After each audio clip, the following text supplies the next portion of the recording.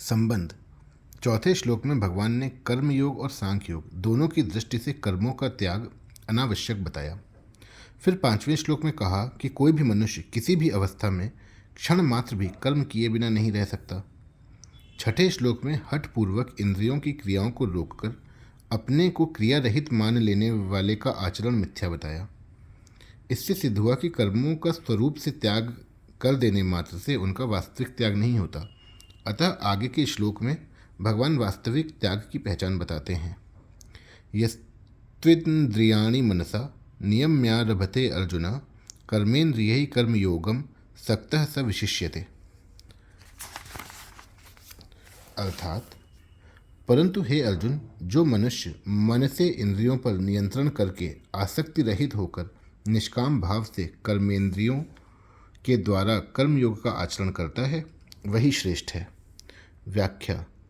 तो यहाँ अनासक्त होकर कर्म करने वाले को मिथ्याचारी की अपेक्षा ही नहीं, प्रत्युत सांख्य योगी की अपेक्षा भी श्रेष्ठ बताने की दृष्टि से तु पद दिया गया है।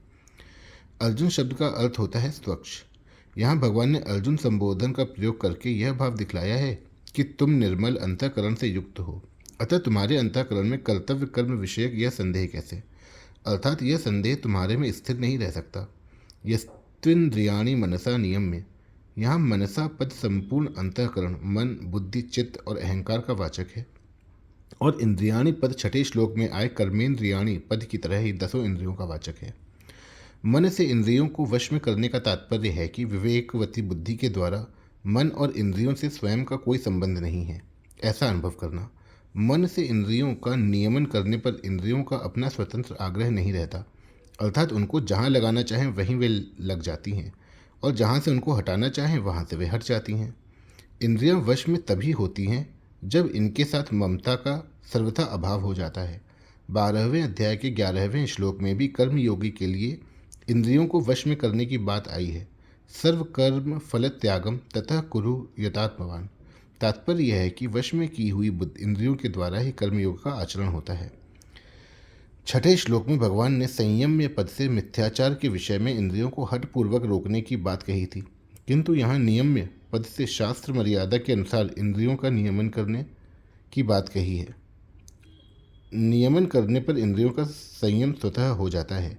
असक्तः, आसक्ति 2 जगह होती है, कर्मों में और उनके फलों में। समस्त दोष आसक्ति में ही रहते हैं, कर्मों तथा उनके फलों में नहीं। आसक्ति रहते हुए योग सिद्ध नहीं हो सकता। आसक्ति का त्याग करने पर ही योग सिद्ध होता है। अतः साधक को कर्मों का त्याग ना करके उसमें आसक्ति का ही त्याग करना चाहिए। आसक्ति रहित होकर सावधानी एवं तत्परता पूर्वक कर्तव्य कर्म का आचरण किए बिना कर्मों से संबंध विच्छेद नहीं हो सकता।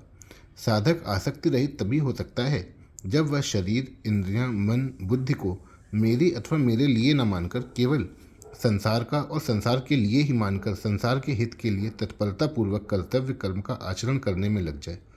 जब वह अपने लिए कोई कर्म न करके केवल दूसरों के हित के लिए संपूर्ण कर्म करता है, तब उसकी अपनी फलासक्ति स्वतः मिट जाती है। कर्मेंद्रियों से होने वाली साधारण क्रियाओं से लेकर चिंतन तथा समाधि तक की समस्त क्रियाओं का हमारे स्वरूप के साथ कुछ भी संबंध नहीं है, परंतु स्वरूप से अनासक्त होते हुए भी जीवात्मा स्वयं आसक्ति करके संसार से अपना संबंध जोड़ लेता है। कर्मयोगी की वास्तविक महिमा आसक्ति रहित होने में ही है। कर्मों से प्राप्त होने वाले किसी भी फल को न चाहना, अर्थात उसमें सर्वथा असंग हो जाना ही आसक्ति रहित होना है। साधारण मनुष्य तो अपनी कामना की सिद्धि के लिए ही किसी कार्य में प्रवृत्त होता है, परंतु साधक आसक्ति के त्याग का उद्देश्य लेकर ही किसी कार्य में प्रवृत्त होता है। ऐसे साधक को ही यहाँ असक्तः कहा गया है। जब ज्ञान योगी और कर्मयोगी दोनों ही फलेच्छा और आसक्ति का त्याग करते हैं, तब ज्ञान योगी की अपेक्षा कर्मयोग अधिक सुगम सिद्ध होता है, कारण कि कर्मयोगी की फिर किसी अन्य साधन की आवश्यकता नहीं रहती, जबकि ज्ञान योगी को देहाभिमान और क्रिया पदार्थ की आसक्ति मिटाने के लिए कर्म योग की आवश्यकता रहती है। कर्मयोग में आसक्ति का त्याग मुख्य है, जिससे कर्मयोगी को समबुद्धि की प्राप्ति हो जाती है। इसलिए भगवान कहते हैं कि कर्मों का त्याग करने की आवश्यकता नहीं है, प्रत्युत आसक्ति रहित होकर कर्म करने की ही आवश्यकता है। कर्मों का त्याग करना चाहिए या नहीं, यह देखना वस्तुतः गीता का सिद्धांत नहीं है। गीता के अनुसार कर्मों में आसक्ति ही दोष होने के कारण है। कर्मों में कर्म योग में कर्म सदा दूसरे के हित के लिए होता है और योग अपने लिए होता है। अर्जुन कर्म को अपने लिए मानते हैं, इसलिए यह युद्ध रूप कर्तव्य कर्म घोर दिख रहा है। इस पर भगवान यह स्पष्ट करते हैं कि आसक्ति ही घोर होती है, कर्म नहीं। कर्मेंद्रिय ही कर्मयोगम आरभते। जैसे इसी श्लोक के प्रथम चरण में इंद्रियाणि पद का तात्पर्य 10 इंद्रियों से है, ऐसा ही यहाँ कर्मेंद्रिय पद को 10 इंद्रियों का वाचक समझना चाहिए।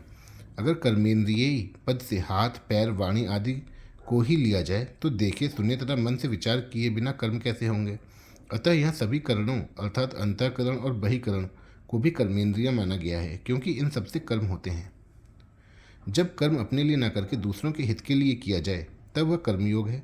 अपने लिए कर्म करने से अपना संबंध कर्म तथा कर्म फल के साथ हो जाता है, और अपने लिए कर्म न करके दूसरों के लिए करने से कर्म फल का संबंध दूसरों के साथ तथा परमात्मा का संबंध अपने साथ हो जाता है, जो कि सदा से है। इस प्रकार देश, काल, परिस्थिति आदि के अनुसार प्राप्त कर्तव्य कर्म को निस्वार्थ भाव से करना कर्मयोग का आरंभ है। कर्मयोगी साधक 2 तरह के होते हैं। पहला, जिसके भीतर कर्म करने का वेग, आसक्ति, रुचि तो है, पर अपने कल्याण करने की इच्छा मुख्य है। ऐसे साधक के लिए नए नए कर्म आरंभ करने की जरूरत नहीं है, उसके लिए केवल प्राप्त परिस्थिति का सदुपयोग करने की ही जरूरत है। जिसके भीतर अपना कल्याण करने की इच्छा मुख्य नहीं है और संसार की सेवा करने में, उसे सुख पहुंचाने में तथा समाज का सुधार करने में अधिक रुचि है, जिससे उसके मन में आता है कि अमुक अमुक काम किए जाएं तो बहुतों की सेवा हो जाती है, समाज का सुधार हो सकता है आदि। ऐसा साधक अगर नए नए कर्मों का आरंभ कर भी दे तो कोई हर्ज नहीं है। हाँ, नए कर्मों का आरंभ केवल कर्म करने की आसक्ति मिटाने के लिए ही किया जाना चाहिए। गीता में भगवान ने अर्जुन के लिए प्राप्त परिस्थिति का सदुपयोग करने के लिए ही कहा है, क्योंकि अर्जुन में अपने कल्याण की इच्छा मुख्य थी। सविशिष्यते, जो अपने स्वार्थ का, फल की आसक्ति का त्याग करके मात्र प्राणियों के हित के लिए कर्म करता है, वह श्रेष्ठ है। कारण कि उसकी मात्र क्रियाओं का प्रवाह संसार की तरफ हो जाने से उसमें स्वतः असंगता आ जाती है। साधक का जब अपना कल्याण करने का विचार होता है तब वह कर्मों को साधन में विघ्न समझकर उनमें उपराम होना चाहता है, परंतु वास्तव में कर्म करना दोषी नहीं है, प्रत्युत कर्मों में सकाम भाव ही दोषी है। अतः भगवान कहते हैं कि बाहर से इंद्रियों का संयम करके भीतर से विषयों का चिंतन करने वाले मिथ्याचारी पुरुष की अपेक्षा आसक्ति रहित होकर दूसरों के हित के लिए कर्म करने वाला श्रेष्ठ है। वास्तव में मिथ्याचारी पुरुष की अपेक्षा स्वर्ग आदि की प्राप्ति के लिए सकाम भाव पूर्वक कर्म करने वाला भी श्रेष्ठ है। फिर दूसरों के कल्याण के लिए निष्काम भाव पूर्वक कर्म करने वाला कर्मयोगी श्रेष्ठ है। इसमें तो कहना ही क्या है। 5वें अध्याय में जब अर्जुन ने प्रश्न किया कि संन्यास और योग दोनों में कौन श्रेष्ठ है, तब भगवान ने उत्तर में दोनों को ही कल्याण करने वाला बताकर कर्म संन्यास की अपेक्षा कर्मयोगी को श्रेष्ठ कहा। यहाँ भी इसी आशय से स्वार्थ भाव का त्याग करके दूसरों के हित के लिए कर्म करने वाले कर्मयोगी को श्रेष्ठ बताया है। परिशिष्ट भाव, अपने में कल्याण की इच्छा हो, स्वभाव में उदारता हो और हृदय में करुणा हो, अर्थात दूसरे के सुख से सुखी और दुख से दुखी हो जाए। ये 3 बातें होने पर मनुष्य कर्मयोग का अधिकारी हो जाता है। कर्मयोग का अधिकारी होने पर कर्मयोग सुगमता से होने लगता है। कर्मयोग में एक विभाग कर्म का है और एक विभाग योग का है। प्राप्त वस्तु, सामर्थ्य और योग्यता का सदुपयोग करना और व्यक्तियों की सेवा करना यह कर्तव्य है। कर्तव्य का पालन करने से संसार से माने हुए संयोग का वियोग हो जाता है, यह योग है। कर्तव्य का संबंध संसार के साथ है और योग का संबंध परमात्मा के साथ है।